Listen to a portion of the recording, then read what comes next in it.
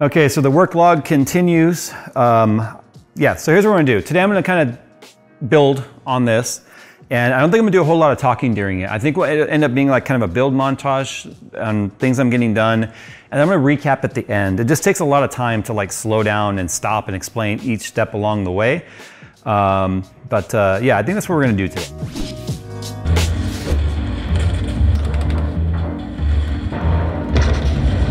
Hey, Jay. Jay. Jay. What? We got work to do. Yeah, I'm playing World of Warships. Yeah.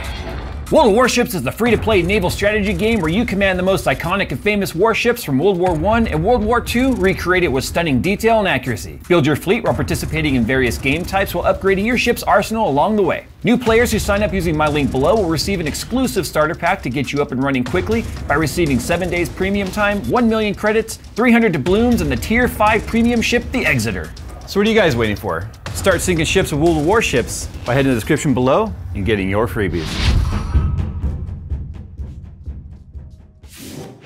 There's a lot to kind of keep track of here. I mean, I didn't anticipate this being a full teardown of the system to get all the EK stuff out of there, but it allowed me, like I said, to sort of fix some things that I had problems with initially with this build that I wasn't too happy with. But I'm gonna be changing the fans out to the Lee and Lee fans, like I said. These are the Lee and Lee V2s. Mostly because of I like the pattern that goes along the sides of the fans, and I think with everything being so square in this build, it'll go along really well with it.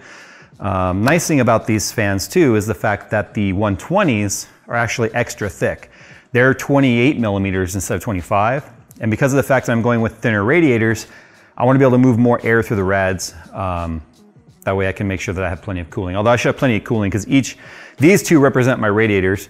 Actually, I need 2 more of the 140s now that I think about it, because I have the 280 on the back, I forgot. So there's 2 more 140s that are missing. So if you've ever wondered how many fans Skunkworks has, it's 1, 2, 3, 4, 5, 6, 7, plus 1 more on the back makes 8. So there's 8 120s, and then I have 6 140s. But 4 of these are for the top rad, 4 of these are for the bottom rad, and then 2 of them are for the other bottom rad. And I still haven't decided 100% if I'm gonna run both bottom rads. That's the kind of thing we're gonna figure out as we go. But anyway, that's pretty much that. So the things I have to get done today, I have to swap the motherboard. I still haven't decided if I'm gonna reuse the Maximus or use the other Maximus that I have. Now that I'm not using the EK full cover block means that I'm gonna be able to use that screen that I had to remove to use the EK block, which I thought was a really stupid design. And then, or if I'm gonna go with the board that I did on one of our recent videos where we did high-end versus like more entry-level pricing on the same tier products, that motherboard will actually fit in here and give me quite a bit more room than I currently have right now. But I can't decide. So we're just gonna decide as I go. All right, here we go. Let's do the fill thingy.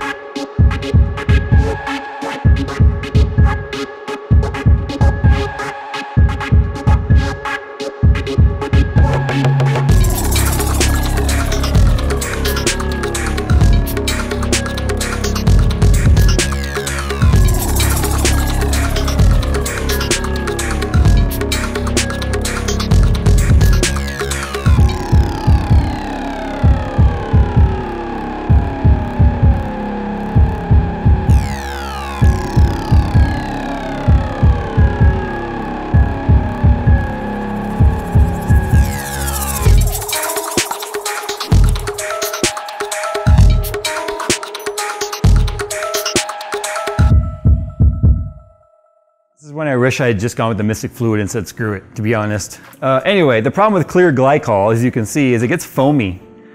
The foam will go away. It just takes a long time for it to work the microbubbles out. As you can see in the distro plate, the fluid just takes the path of smoothest resistance, which means all these corners collect the aerated glycol, which is what happens when you push air out of the system. So basically it just takes a long time for all the air to make its way out.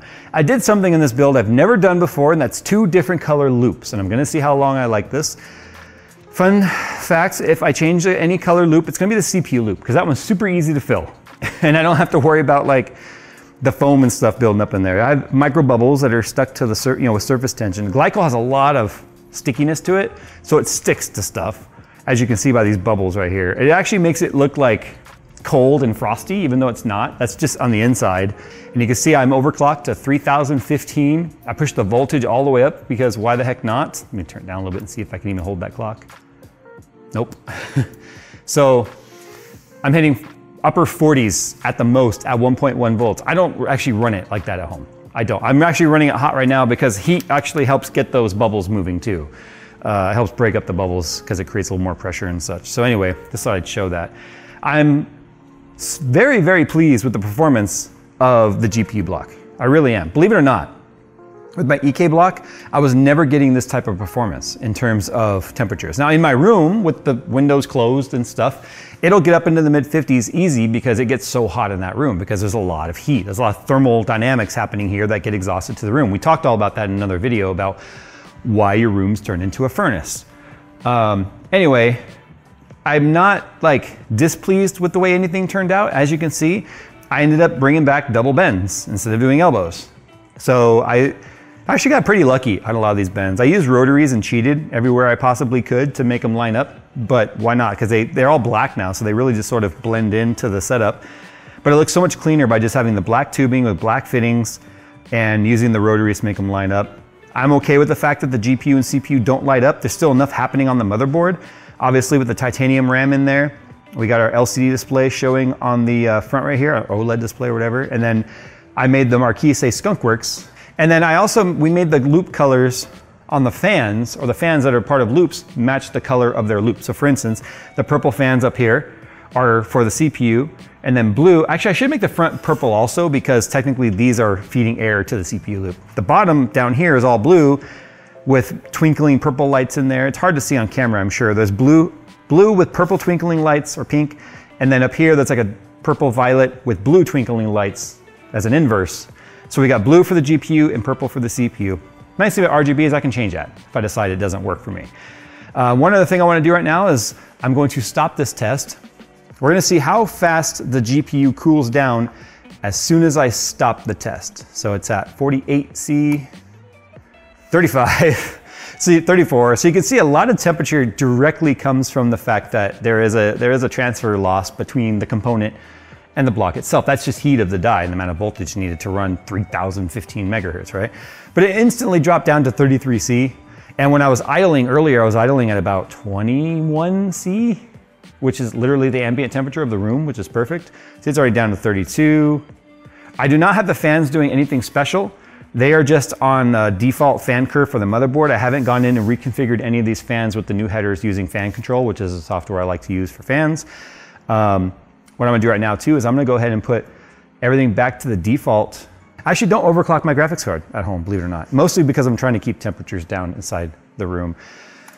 Let's do this though. I'm gonna open up hardware monitor and I wanna see how this CPU block does. That's one right now that I'm really curious about. So I'm gonna use Cinebench R23 to see what our initial temperatures look like.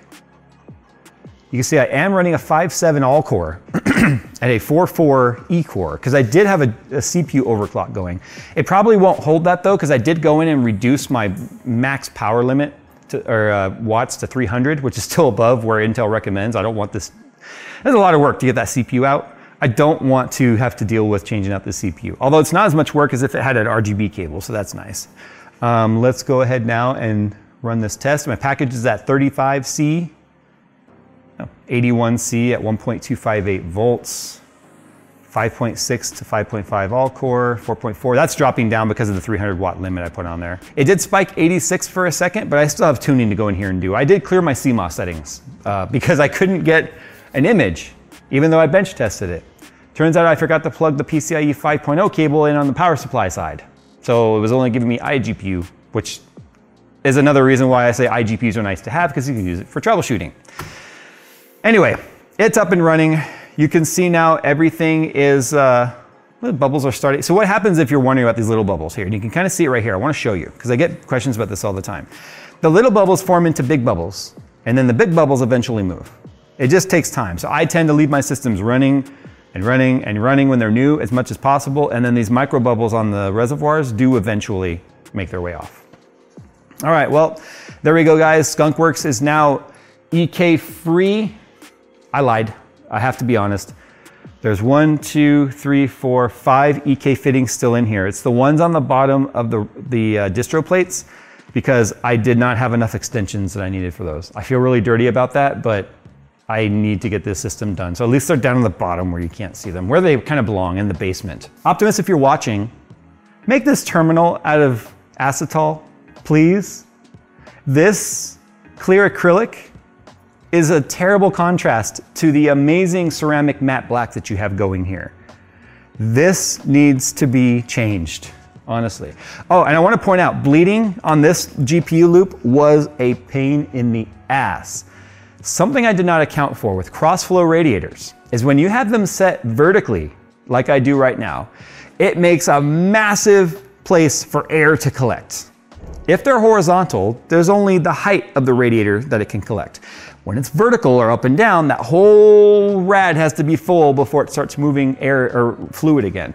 And then what happens is that fluid will make its way into the next rad, because I have a series rad, where it then has to fill up again. And it gets to the point to where the pump has a hard time pushing that much air. The pump can push air, but it can't push that much, like a huge chunk of air. So yeah, I probably wouldn't have kept thinking about that. I probably would have gone cross-flow rads, to be honest. I don't think I did myself any favors by doing it this way. I thought I would. Temperatures are probably very comparable to what they would have been, but I did not think about the fact of how difficult it was to bleed. I probably should have just left the second 280 out. I ended up going with the second rad in the bottom, the 280. I should have left it out. The 560 would have been easier to fill than having one rad have to fill another rad, which then, because it goes from top out on one to bottom in on the other. So once it's full, then all it does is start to deal with not being able to move fluid because the other side's not full. So then it's just trickling into there, and it's a slow, painful process, but I got it. I also could have vacuum filled it, but then we don't get to do fill montages, which kind of suck, but next time I'm gonna vacuum fill it, because that at least will fill enough, get enough of that cavity and enough of those areas full of fluid to where I at least would have been able to get it moving, if you will. And I probably would have gotten a lot of foam, honestly, under vacuum, to be honest, because as soon as it would have repressurized instead of being depressurized, it would have just aerated and probably been a ton of foam, but as you can see, I'm dealing with that anyway. All right, guys, thanks for watching. Now I can take it home and start playing games and stuff again, which is nice because I'm looking forward to that. All right, guys, thanks for watching. As always, we'll see you in the next one.